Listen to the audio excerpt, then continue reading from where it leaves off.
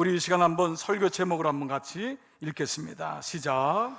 나는 부활의 축복을 누리고 있습니까? 오늘은 여러분 부활주일 아침입니다. 여러분 그래서 더 감사하고요. 여러분 그래서 한 번만 더 이 시간 인사하는데 이렇게 인사하겠습니다. 주님 부활하셨습니다. 자, 좌우로 뒤로 시작. 주님 부활하셨습니다. 주님 부활하셨습니다. 아멘. 아멘. 여러분 이 말의 의미는 나도 부활했습니다. 아멘. 그 말은 나도 소망이 있어요. 나도 부활하고 싶습니다. 그리고 이미 주님의 부활이 내 안에 임한 것을 고백하는 것이 부활의 아침입니다. 아무리 어렵고 아무리 힘든 시간을 거쳐도 이 부활절 아침은 정말 감사한 날이고요. 우리가 죽음의 권세와 어둠의 권세를 이길 수 있는 것은 세상 사람이 아닙니다. 권력도 아니고 명예도 아니고 예수님의 부활인 줄 믿습니다. 저는 이 부활주일 예배를 드리면서 늘 고백되고 부활절 아침마다 생각나고 기억나는 사건이 하나 있습니다. 처음에 그 미국 유학 갔을 때 첫날 3월 달에 갔는데 바로 이 고난주간 부활주일을 몇 주 앞두고 갔습니다. 기숙사에서 처음 생활했는데 오늘같이 부활절 아침에 이제 교회를 가려고 차를 타려고 이제 나왔는데 그 백인 목사 하나가 나오면서요 인사를 하는 거예요. 그게 이제 보통 이제 해피 이스터, 행복한 부활절입니다 하거나 이제 He is risen, 이제 보통 이 말을 해요. He is risen, 그분이 부활했습니다. 제가 그때 처음 갔으니까 영어를 제대로 했겠습니까? 알아들었겠습니까? 근데 이 말은 알아듣겠더라고요. He is risen, 그분이 부활했습니다. 그러면 보통 이제 여기 대한 답이 그날 주일날 가서 알게 된 거예요. 미국에서는 보통 이렇게 He is risen 하면 indeed 이렇게 하더라고요. 그래서 제가 여러분께 주님 부활하셨습니다만 여러분이 맞습니다, 주님 부활하셨습니다 이렇게 응답을 하는 거예요. 근데 그걸 제가 알 수가 없었기 때문에 그날 그분이 이 손을 들면서 He's risen 그러는데 제가 You too 이렇게 얘기한 거예요.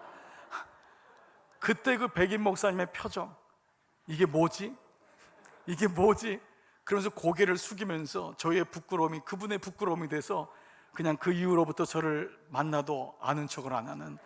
그런데 제가 그 얘기를 하고 너무 쑥스러웠어요. 저는 그걸 모르고 그날 교회에 왔는데 그날 그 교회에서 그걸 가르쳐 주는 거예요. 다들 He is risen 하니까 indeed 그러는 거예요. 일주일만 먼저 가르쳐 줬으면 제가 그렇게 창피하지 않았을 텐데. 그런데 그 말이 저에게 왜 오랫동안 여운에 남냐면 제 말이 물론 문법적으로는 틀린 게 아니라도 그 말이 더 맞다는 생각이 드는 거예요. 주님 부활하셨습니다. You too, 너도 부활해라. 그 말은 안 되는데 그게 왜 저한테 왔을까요? Are you fine? How are you? I'm fine. And you? 이게 오랫동안 배웠던 그 영어가 you too로 나갔는데 그 말, 주님 부활하셨습니다. 여러분도 부활하십시오. 여러분 이 부활이 돼야지 2000년 주님 부활하셔도 내 부활이 되지 않으면 이 부활이 나하고 무슨 관계가 있겠어요? 그래서 오늘 아침부터 부활절을 맞이해서 부활 후 주일은 우리의 삶 가운데 어떤 영역이 정말 부활이 되어야 되나? 나의 삶의 어떤 부분이 종교 생활이 아닌 믿음 생활이 되기 위하여서 어떤 이 부활의 축복을 나는 누리고 있는가? 그 말씀을 함께 나누기를 원합니다. 여러분 오늘 말씀은 누가복음에 이어서 지난 한 주 동안 새벽에 누가복음 우리 계속 이어갔잖아요. 오늘도 부활에 대한 복음서는 다 사복음서였지만 누가복음을 통해서 한번 말씀을 나눠보겠습니다. 아리마대 요셉과 그의 친구 니고데모에 의해서 예수님의 장례식이 은혜 가운데 다 마무리되었습니다. 자, 그 후에 바로 오늘 본문은 안식 후 첫날, 주님이 그렇게 무덤에 갇히신 그 다음날, 오늘날로 말하면 일요일입니다. 일요일 새벽에 이 여인들이 무덤에 찾아가는 장면이 일어납니다. 자, 그런데 이 첫날이 말씀드린 대로 일요일 새벽이고, 여러분 오늘 우리 개신교 기독교의 주일은 바로 이 부활 때문에 오늘 일요일이 주일이 된 겁니다. 원래 유대교는 안식일이 토요일이잖아요. 그런데 오늘 예수님이 부활하신 날, 그래서 이 말씀이 이제 사도행전부터 해가지고 제자들이 우리가 그들도 유대인이니까요 토요일날 모였는데 우리가 이제 주님이 부활하신 주일날 모이자. 자, 사도행전 20장 7절 보면은요 안식 후 첫날에 우리가 떡을 떼려 하여 모였더니, 떡을 떼는 건 성찬을 하는 거거든요.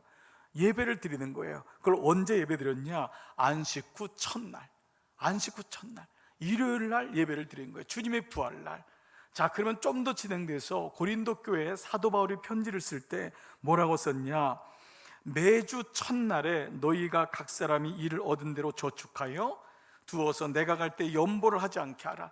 이 말은 예루살렘에 기근이 왔을 때 너희의 헌금을 언제 걷어주냐? 매주 첫날. 매주가 뭐냐면 주간의 첫날, 일요일이 된 거예요. 일요일이 매주의 첫날이 되었음을 얘기하고 있고요.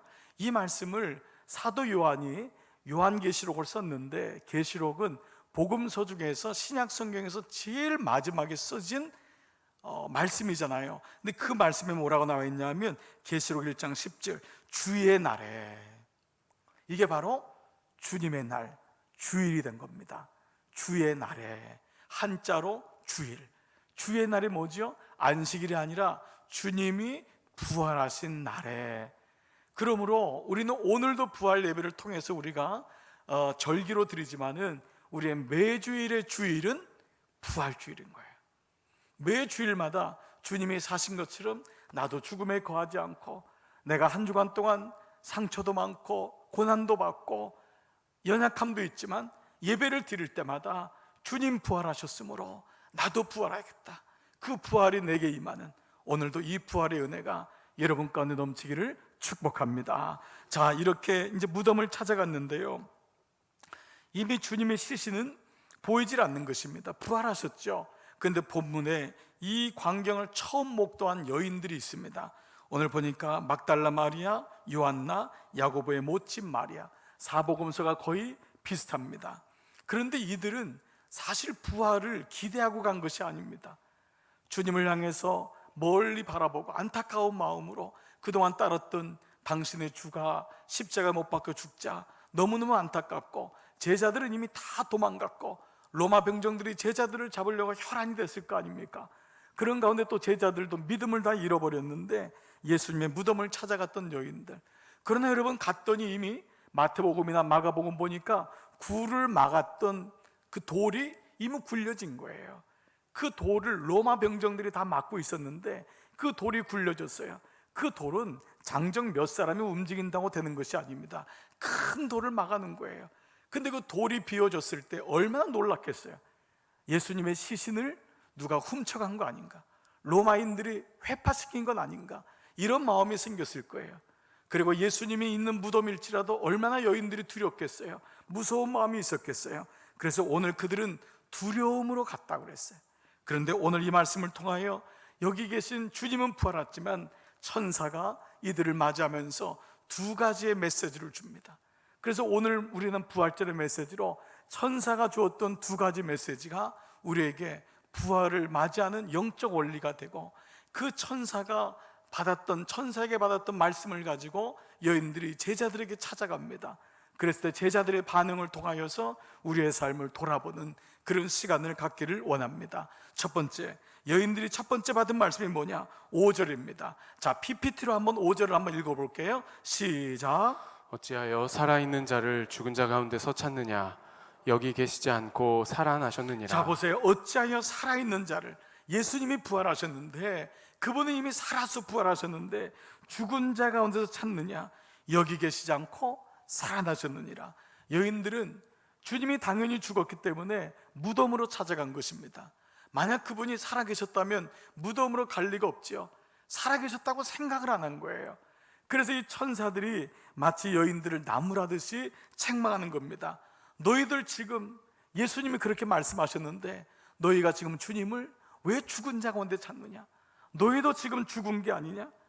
너희가 만약에 부활의 믿음을 가졌다면 무덤으로 오지 않았을 것이다. 그분은 이미 살아서 우리에게 찾아오셨을 텐데, 그분은 말씀하신 대로 갈릴리로 가셨을 텐데 너희가 왜 무덤에서 그분을 찾느냐? 여러분, 우리가 살아가면서 종종 이런 얘기를 들어요. 저도 목회하면서 이런 얘기를 들어요. 목사님, 저는 제 집은 무덤 같아요. 제 직장이 무덤 같아요. 제 삶이 무덤 같아요. 젊은이들도요, 요즘 어떻게 지내? 이런 말을 하면요, 그냥 요즘 아주 관용어가 된 게 있어요. 죽음입니다. 그만큼 힘들다는 말이겠죠. 죽음입니다. 무덤과 죽음이란 단어는 사실은 우리가 써서는 될 수 있는 그 은혜스러운 말이 아니잖아요. 죽음입니다. 끝입니다. 그래서 우리가 어떤 일이 계속해서 안 좋을 때 무덤을 판다, 그런 말을 쓰듯이 지금 죽은 자가 있는 곳이 바로 무덤이라, 그런 의미인데, 오늘 이 천사는 되묻는 거예요. 주님 부활하셨는데 왜 지금 너는 보이는 것만 보고 있느냐? 왜 지금 죽었다고 생각하느냐? 주님이 너에게 말씀하지 않았니? 사실 예수님은 순한 예고를 계속 말씀하셨어요. 내가 죽은 자 가운데 3일 만에 살아날 것이다. 그러나 제자들은 그 말씀을 듣지 않았어요. 듣고도 새까맣게 잊어버린 거예요. 여인들아, 지금 무덤 보지 말아라. 너의 삶을 보지 말아라. 주님은 살아계셨어. 살아나셨어. 지금 이 메시지를 하고 있는 거예요. 여러분, 이 말씀을 묵상하다가 한번 적용을 한번 하게 됐어요.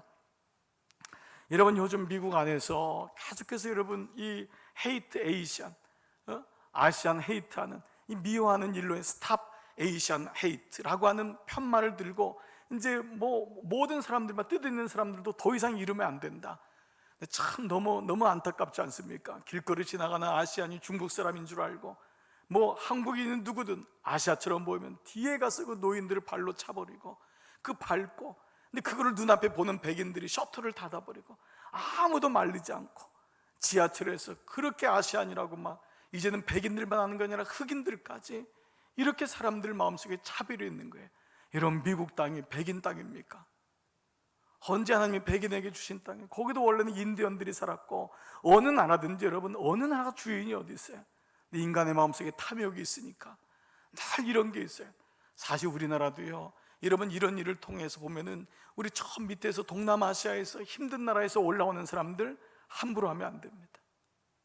그 사람들한테 월급 안 주고, 그 사람들 막 부리고, 보험도 안 되고 병원도 못 가게 하고. 이제는 많이 좋아졌지만 이거 우리가 이런 반면교사로 삼지 않습니까? 참 이런 일이 일어날 때마다 안타까운 게, 우리나라도 유대인과 똑같이 디아스포라, 흩어진 민족입니다. 여러분, 놀라운 사실 하나가요, 전 세계에서 가장 많은 나라로 흩어진 민족이 우리나라입니다. 여러분 아세요? 중국보다 통계상으로 한 나라가 더 많아요. 중국 14억 인구에 비하면 우리나라는 비교가 안 되는데도 그만큼 전 세계로 흩어져 있는 거예요. 여러분 자녀 중에, 여러분 친지 중에, 아는 친구 중에 미국만이 아니라 온 세계 흩어져 있는 사람들이 얼마나 많습니까? 근데 그들이 여러분 새로운 나라에서 살아간다는 게 얼마나 힘들겠어요. 특별히 백인들처럼 이기주의적인 사람들이 많은 데서 살아간다는 건 너무 어려워요. 저도 미국 목회 여러분 해보면서 경험하지만, 그래서 우리 교우들에게요, 그때 있었던 교우들에게 여러분 우리 두 가지 말을 배워야 됩니다. 한 가지는 하나님 나라의 말씀, 두 번째는 이 땅의 말 배워야 됩니다. 그래야지 덜 수치를 당합니다. 덜 어려움 당합니다. 나이 먹어서 오셨더라도 영어 힘들더라도 하셔야 돼요. 그렇게 하셔야 됩니다. 그런데요, LA나 이런데 여러분 뉴욕 같은 데 가면 한인들이 많으니까요, 영어가 없어도 된다고 생각하니까 안 배우세요. 나이 드신 교우님들 와서 내가 무슨 이 나이에 영어를 배워. 근데 그걸로 인해서 얼마나 어려움을 당하고 힘들어하는지 몰라요. 근데 잘 안 배워요. 고집 피우세요. 내가 무슨 영어를 배워, 뭐 이렇게 자꾸 마음을 가지세요. 그런데요, 제가 가만 보니까요, 그런 가운데 영어를 못하는 미국에 사는 분들이 너무 많은 거예요. 여러분 생각할 때는요, 미국에 있으니까 영어를 잘한다고 생각하는데 그게 아닌 거예요. 근데 어느 날 보니까요, 한국에 계신데, 한국에 있는 젊은이인데 우리 어른들 중에도 영어를 너무 잘하는 분이 많아요. 아니 발음도 어떻게 이렇게 좋지? 그래서 제가 찾아가서 물어요. 아니 너는 어디서 이렇게 영어를 배웠어? 너 미국에서 살았구나.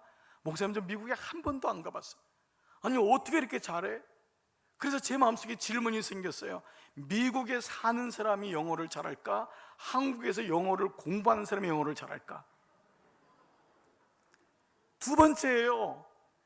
미국에 산다고 영어를 잘하는 게 아니라 영어를 계속 배우는 사람이 영어를 잘한다는 거예요. 포인트가 뭐냐 이거예요. 장소의 문제가 아니라 관심의 문제라는 거예요. 장소의 문제가 아니에요. 여러분 유학으로 아이들 보내도요, 한인들하고만 있고 영어 안 배우면은 갔다 오지만 영어 못합니다. 그러나 여기서도, 그래서 제가 그 아이들에게 너 어떻게 영어를 잘해? 저는 부모님이 저를 도와줄 수가 없었어요. 저희 집은 너 가지 않아요. 어떻게 이렇게 영어를 잘해? 저는 아침에 일어나면은 그냥 영어를 그냥 들어요. TV도 듣고 만화 영화도 그냥 듣고요. 늘 그냥 편하게 늘 그런데 그 시트콤도 영어로 듣고요. 늘 영어가 어색하지 않아요. 그 영어 있는 사람들한테 가서 봉사도 안 돼요. 한국에 외국인들이 얼마나 많아요. 미국인들, 유럽인들이 얼마나 많아요. 그러니까 자기가 늘 영어를 가지고 있는 거예요. 그러니까 그것이 익숙해졌다는 거예요. 그래서 그때 깨달은 게 있어요. 바로 이거예요. 관심과 연습이 중요하다. 장소의 문제가 아니라 관심과 연습이 중요하다. 그래서 왜 영어를 그 사람들이 미국인들 못하냐? 거기 계신 분들이 한국 사람하고만 만나요. 그 넓은 미국에 사는데 한국 음식점만 가요. 한국 사람들하고 일만 해요. 그러다 보니까 미국이란 나라 속에 한국이라는 섬에서 살게 되는 거예요.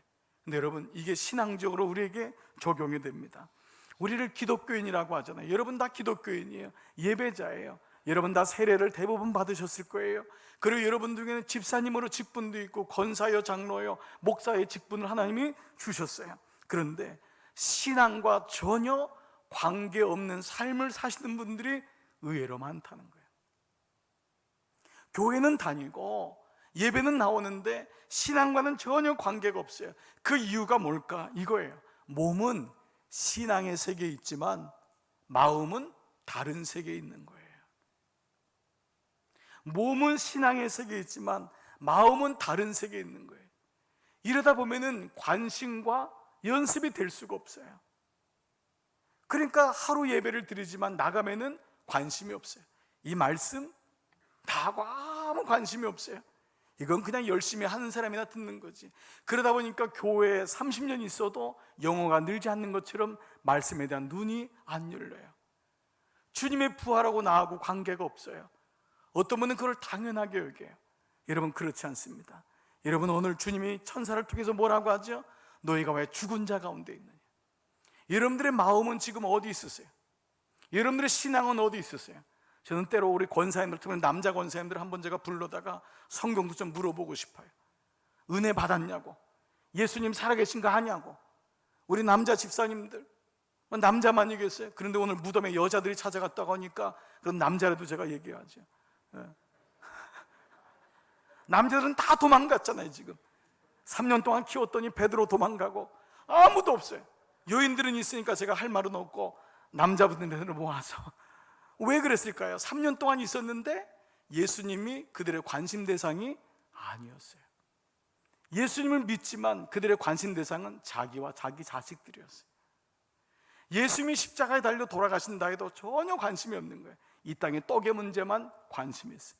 먹고 사는 거, 내 자식이 잘 되고, 그걸 위해서 예수님이 필요한 거예요. 근데 사실 예수님이 부활에 대해서 말씀을 많이 하셨어요. 새까맣게 잊어버리고 있는 거예요. 그렇기 때문에 오늘 말씀을 통해서도 부활신앙은 죽은 자 가운데서 찾는 것이 아니라 내 부활신앙이 죽은 자 가운데 있을지라도 내 관심과 내 대상이 주님이기 때문에 우리는 거기서도 부활의 믿음을 가지고 살아가는 그 사람이 그리스도인, 바로 여러분인 줄 믿습니다. 주님은 오늘 말씀하는 거, 왜 산자를 죽은 자 가운데 찾느냐? 여러분, 죽은 자 가운데 가더라도 여러분은 산자이심을 기억하시기 바랍니다. 그곳에서 믿음을 발휘하세요. 그곳에서 믿음의 역사가 일어남을 경험하시기를 축복합니다. 두 번째, 이 여인들이 천사에게 받은 말씀이 있습니다. 오늘 7절인데요 6절인데요 먼저 6절 같이 한번 읽습니다. 시작. 갈릴리에 계실 때에 너희에게 어떻게 말씀하셨는지를 기억하라. 자, 이미 뭐예요? 너희에게 어떻게 말씀, 갈릴리는 예수님이 3년 반 동안 계셨던, 공생애 동안 있었던 곳이에요. 거기서 너희에게 어떻게 말씀하셨는지를 기억하라. 예수님이 뭐라고 말씀하셨냐? 그 뒤에 7절, 이르시되 인자가 죄인의 손에 넘겨져 십자가에 못 박히고 제3일에 다시 살아나야 하리라 하셨느니라. 예수님이 고난도 말씀하시고 제3일 만에 다시 살아날 것을 말씀하셨어요. 누누이 말씀하셨어요. 예루살렘 들어가서는 계속 말씀하셨어요. 그런데 이분들은 기억하지 못했던 거예요. 여러분, 일전에 한번 말씀드렸는데요, 이 뇌의 발견 중에 점점 이제 문화가, 이 과학과 의학이 발달되면서 사람들이 보지 못했던 뇌에 대해서 발견을 하는데요, 뇌 과학자들이 발견한 최근의 것 중에 우리 뇌에는 두 가지의 자아의 영역이 만들어진다는 것입니다. 첫 번째는 경험자예요. experiencing 이 self, 경험되어진다는 거예요. 그 이제 미리 말씀 두 번째는 뭐냐면 기억자라는 건데, 먼저 경험자가 뭐냐면 이것은 내가 경험된 것으로만 살아가는 거예요. 그래서 다른 정보가 안 들어와요. 어떤 거냐면 내가 왕년에 이른 사람은 지금의 것에 대해서 받아들이지 못해요. 옛날이 좋았어. 늘 옛날이 그리운 거예요. 그래서 경험자는 뭐냐? 내가 경험한 것이 전부라고 생각해서 그것이 내 영역에서 움직이는 거예요. 왜 우리가 일반적으로 책을 읽지 않거나 새로운 것을 받아들이지 않냐면 경험자가 나의 영역 속에 크기 때문에 그래요.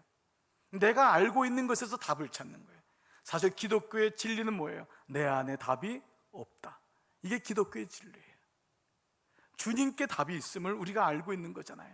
세상의 모든 종교는 내 안에 답이 있대요. 그래서 자기가 신이라는 거예요. 근데 기독교의 본질은 내 안에 답이 없다는 거예요. 근데 경험자가 큰 사람일수록 뭐냐면 내 안에 답을 찾으려고 해요. 누군가 답을 가르쳐주면 화를 내요. 무시해요. 특별히 이제 남성들이 이런 경우가 좀 많아요. 왜냐하면 남자들이 사회에서 경험도 많이 하고 자아주도적인 게 많기 때문에 아내가 뭘 얘기하고 나면 화를 내는 거예요. 당신이 뭘 알아? 근데 나중에는 깨갱하죠, 대부분. 틀리거든요. 경험되는 거예요. 이 경험이라는 건 뭐냐 하면 결혼을 해서도 50년 동안 치약을 짜는 게 똑같은 거예요. 그렇게 밑에서부터 올리라고 해도 중간에 짜는 거예요. 지금 제 얘기를 하고 있는 거예요. 그렇게 양말을 좀 해가지고 옆에다 누르는데 똘똘 말아가지고 야구공으로 던지는 거예요. 안 돼요. 왜냐하면 오랫동안 경험되었기 때문에. 예. 그래서 언제 치약을 밑에서부터 짜냐? 치약이 없어졌을 때, 치약이 하나밖에 집에 없을 때 아껴 써야 되는 거예요. 경험자를 이길 수 있는 게 고난이 오는 거예요. 다른 사건을 통해서 경험자를 통해 회복되는 거예요. 그렇듯이 우리는 나 중심으로 살아가는 거예요. 자, 그런데 하나님이 우리에게 또 다른 준 영역이 있는데 바로 기억자예요. 기억자는 뭐냐면 경험된 것을 기억하여 유추해서 돌아볼 수 있는 능력이에요. 여러분들이 사실 이것을 가지고 있어요. 많은 사람들의 얘기를 들으면서 자기 주장으로 덮어버리는 것이 아니라 그 얘기를 귀담아 들어서 거기서 답을 유추해 나갈 수 있는 능력이에요. 그래서 말씀 묵상을 하는 이유가 뭐냐 하면 말씀을 끊임없이 들음으로 그 사건을 유추해 보는 거예요. 그래서 하나님이 어떤 의도를 가지고 있는지를 보는 거예요. 경험자 위에 기억자가 쌓여지는 거예요.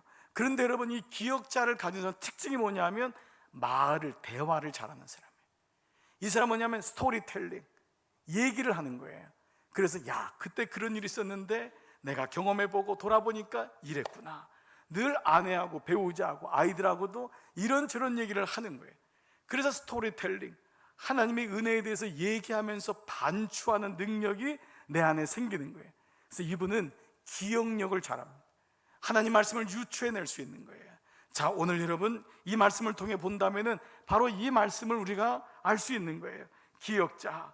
그래서 오늘 본문의 8절에 보니까 여인들이 어떻게 했냐면 그들이 예수의 말씀을 기억할 수가 있던 거예요. 떠올려진 거예요. 예수님이 그때 그렇게 말씀하셨구나.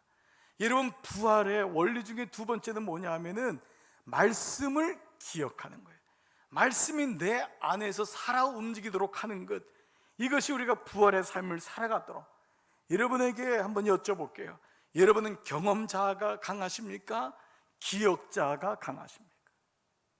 경험자는 어려움이 와도 자기의 경험으로 그거를 뚫고 나가려고 해요. 자꾸 일이 꼬일 뿐이에요. 근데 기억자는 주님이라면 어떻게 하셨을까? 그 장로님이라면 어떻게 하셨을까? 그 권사님이라면 어떻게 하셨을까? 그 목사님이라면 어떻게 하셨을까? 그런 마음이 드는 거예요. 우리 아버지였다면, 어머니였다면 어떻게 하셨을까? 바로 그건 뭐죠? 그 경험이 기억으로 유추돼서 하나님 말씀으로 살아있는 거예요. 오늘 여러분 삶에 하나님 말씀이 기억됩니까? 하나님 말씀 떠올립니까? 그랬던 길로 가다가도 주님이 이런 말씀하셨는데, 그래서 여러분 부단히 말씀을 듣고 새기고 그 말씀을 묵상하고 암송하는 것, 내가 말씀을 읽는 것 같지만 그 말씀이 나를 붙잡아주는 걸 경험하는 거예요. 제가 우리 교우들이 요즘 유튜브에 대한 이런 얘기들을 이게 가끔 들을 때마다 감동되는 게 있어요. 어떤 분은 아침부터 밤까지 정말 유튜브 하나 들을 수 없을 정도로 일을 하셔야 된대요. 그래서 내가 언제 듣냐 했더니 주무실 때 틀어놓고 듣는다. 그래서 사실요, 이번에도요, 그 일주일 동안 6일 동안 했던 걸 계속 연속으로 하는 이유가 뭐냐 하면 그런 몇 분들의 요청도 사실은 있었어요. 1시간에 끝나지 않고 이게 한 대여섯 시간쯤 말씀이 들어줬으면 좋겠다. 그거 뭐지요? 말씀을 계속해서 듣고 싶어하는 열망이 있는 거예요. 근데 어느 날 그 말씀이 결국 나를 붙잡게 되는 줄 믿습니다.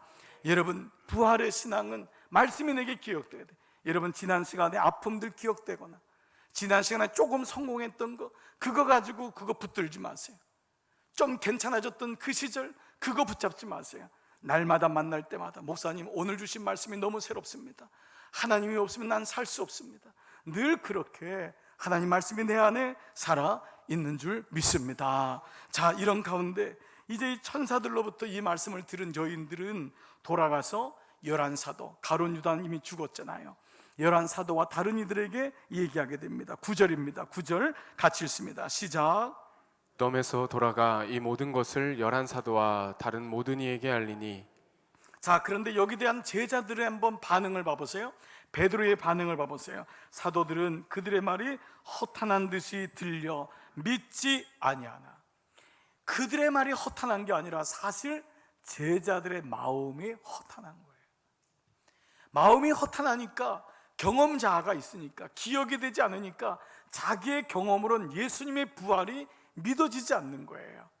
그러자 뭐라 하죠? 베드로는 수제자였고 양심이 있었던 사람, 다 도망가도 베드로는 가야바 법정까지 따라갔던 사람 아니에요.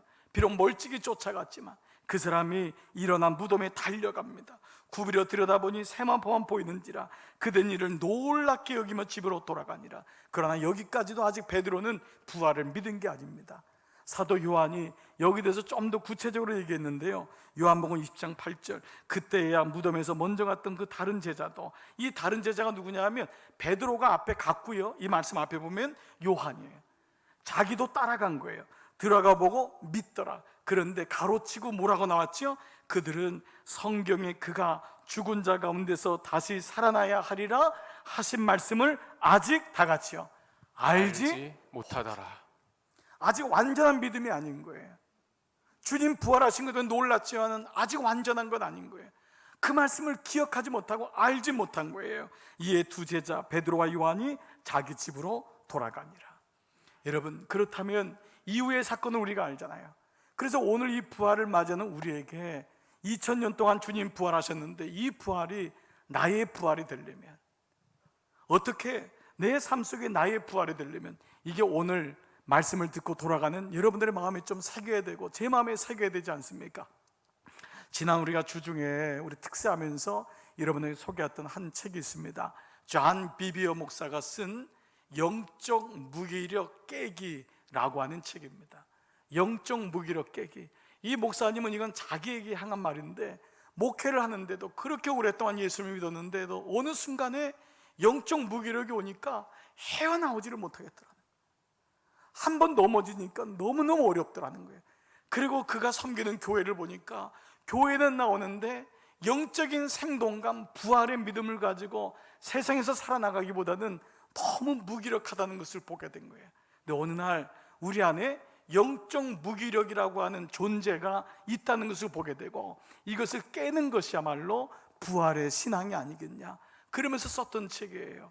여러분, 이 중에서 이분이요, 이 원래 책 제목이 크립토나이트 죽이기입니다. 킬링 크립토나이트라는 책인데, 크립토나이트가 뭐냐 하면 슈퍼맨 있잖아요. 그 망토 쓰고 이 하늘을 날아다니는 그 엄청난 일을 하는 슈퍼맨이, 그 엄청난 능력이 있는데 유일하게 슈퍼맨을 무력화시킨 게 뭐냐면 크립토나이트라고 하는 행성, 슈퍼맨이 태어난 행성에서 가져온 화학물질이에요. 그것만 가까이 가거나 그것만 몸에 맞으면 그렇게 능력이 있었던 슈퍼맨이 무기력해지는 거예요. 그래서 이 책이 킬링 크립토나이트, 어떻게 하면 나에게 영적인 크립토나이트를 무너뜨릴 수 있을까? 나를 무기력하게 하는 게 클립토나이트가 뭐냔 말이에요. 왜 나의 믿음 생활에 때로는 이렇게 좌절이 오고 디프레션이 올까? 바로 그 부분을 얘기하는데요, 그는 우리에게 이런 제안을 해요. 먼저는 자기 자신을 솔직히 평가해 보라는 거예요. 그런데 이거는 너무 놀라운 게 이미 우린 가능해요. 왜냐하면 이 저자도요, 사람들에게 당신의 평가해 보라면 화를 내요. 네가 나를 뭘 안다고? 나는 100점이야. 다 거짓이라는 거예요. 근데 이거는 하나님의 빛 가운데 와야지만이 자기를 보게 돼요. 아, 내가 점수가 이것밖에 안 되는구나.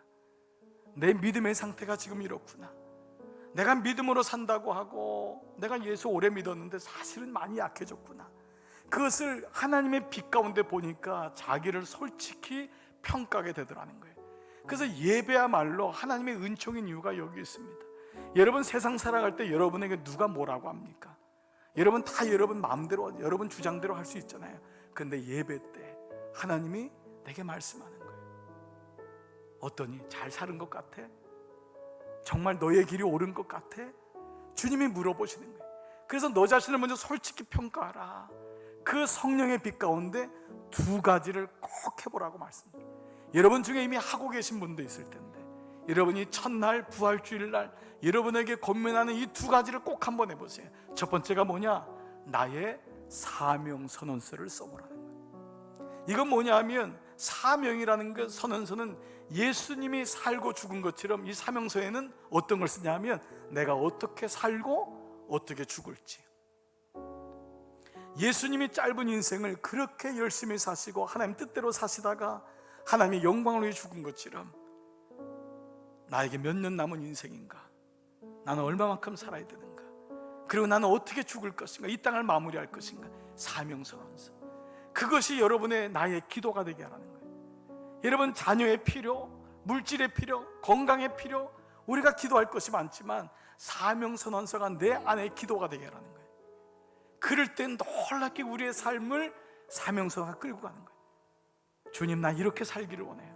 여러분 중엔 트라우마가 있는 사람이 있을 거예요. 부모님이 때로는 내가 원하는 부끄러운 삶을 산 것이 내 안에 혹시 내가 있지 않나. 여러분 주변에 혹 고통스럽게 이 땅을 변리하신 분들이 있어서 죽음이라는 단어가 두렵게 느껴지는 분도 있을 거예요.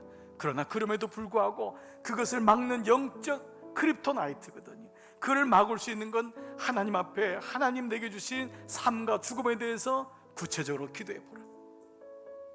그럴 때 그 기도가 나를 끌고 간다는 거예요. 여러분은 어떻게 사실 거예요? 어떻게 죽으실 거예요? 그게 사명선언서예요. 근데 그때 그 사명선언서가 구체적으로 만들어지는 거예요. 내가 우리 가정을 이렇게, 내가 우리 부부 사이를 이렇게 하나님의 믿음으로 살아야지. 여러분의 사명선언서가 있습니까? 두 번째는 그 사명선언서를 쓰면서 그렇게 가기 위해서 구체적으로 할 게 뭐냐 하면 나의 약점과 죄의 목록을 써보라는 거예요. 내 삶을 그렇게 가지 못하게 하는데 약점이 있다는 거예요. 어떤 사람에게 성품적인 약점이 있을 거예요.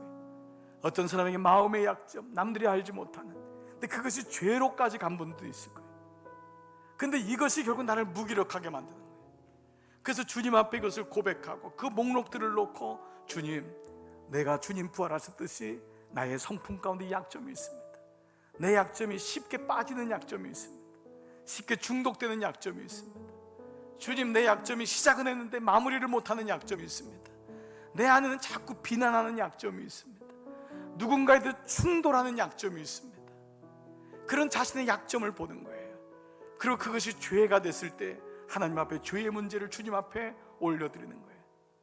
영적 클립토나이트. 그 부분이 나도 알게 모르게 붙잡고 있는 거예요. 그래서 내가 예배를 드리고 은혜를 받았지만 부활의 삶을 살지 못하도록 붙잡을 때 오늘 우리에게 도전하고 있습니다. 사랑하는 여러분, 주님의 빛 아래서 예배 나오신 여러분, 먼저 여러분의 사명선언서, 주님, 나 아직 구체적인 건 모르겠지만 이렇게 살기를 원합니다. 그것이 날마다 기도 가운데 고백되기를 원해요. 그러면 그 고백이 여러분의 삶을 이끌어 가는 줄 믿습니다. 그리고 나에게 약점과 연약함과 나에게 죄의 문제를 주님 앞에 고백하고 그것을 주님 앞에 올려드리고 하나씩 크립토나이트 제거하기. 그 은혜, 오늘 부활의 삶을 사는 여러분, 주님이 부활하셨습니다. 아멘. 그러면 나도 부활해야 합니다. 나의 부활을 맡고 있는 것이 있다면 이것이 오늘부터 부활주일 후까지 이어지는 하나님의 은혜인 줄 믿습니다. 몸된 교회, 몸된 교회된 여러분 모두가 부활하신 주님의 아들과 딸이요, 우리 모두가 주님의 백성입니다. 이제는 내가 부활의 신앙, 부활의 삶을 살아가겠습니다. 이 믿음이 오늘 예배하는 여러분 모두에게 주의 이름으로 축복합니다. 아멘. 여러분 한번 다 자리에서 한번 일어나 보실까요? 같이 일어나서 고백할 때, 주님, 내가 어떤 시련이 와도, 어떤 십자가가 와도 나의 믿음을 더욱 강하게 해주시고, 험한 산과 골짜기 지나가는 동안 부활의 주님 꼭 붙잡겠습니다. 오늘 이 찬양 한번 나의 찬양으로 고백하며 나가겠습니다. 내게 허락하신 시련을 통해 나의 믿음 더욱 강하게 자라나고, 험한 산과 골짜기 지나는 동안 주께 더 가까이 나를 이끄시네. 내가 겪는 시험이 어렵고 힘겨워도 내 주님보다 크지 않네. 내 앞에 바다가 갈라지지 않으면 주가 나로 바다 위 걷게 하리. 나는 믿네. 주의 능력으로 내 삶 새롭게 되리. 나는 믿네. 주의 능력으로 담대히 나가리라. 주와 함께 싸워 승리하리라.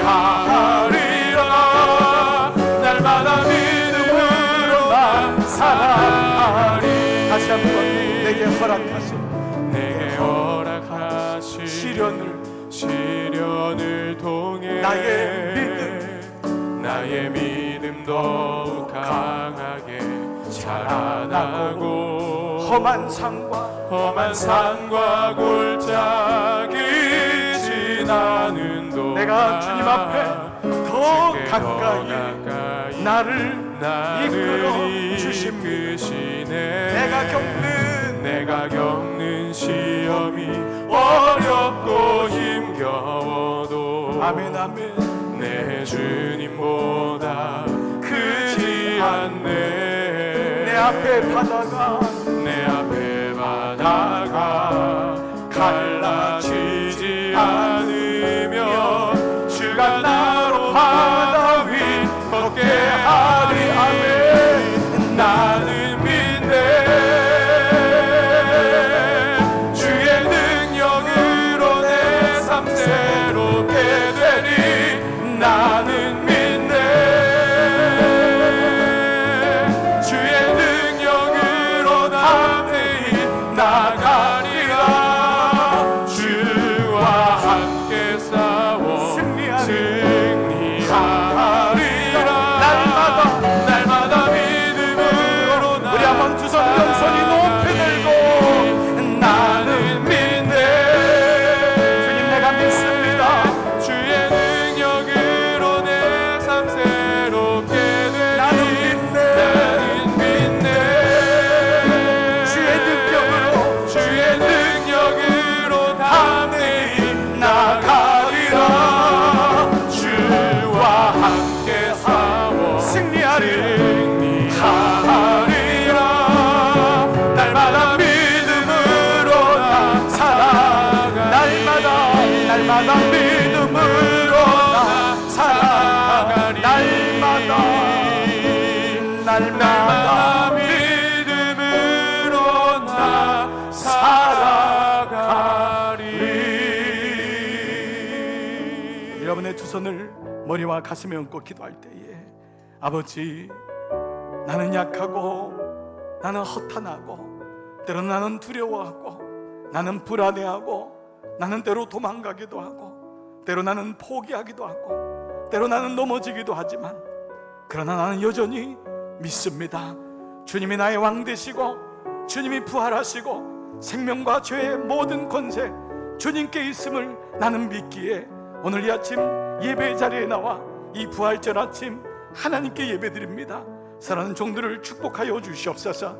그 마음에 어떠한 시련이 오고 어떠한 상과 골짜기를 지나갈지라도 내가 겪는 시험이 아무리 어렵고 힘들어도 내 주님보다 크지 않음을 기억하게 하시고 십자가의 은혜와 더불어 이제 부활의 영광이 오늘 사는 종들 가운데 임하게 하여 주시옵소서.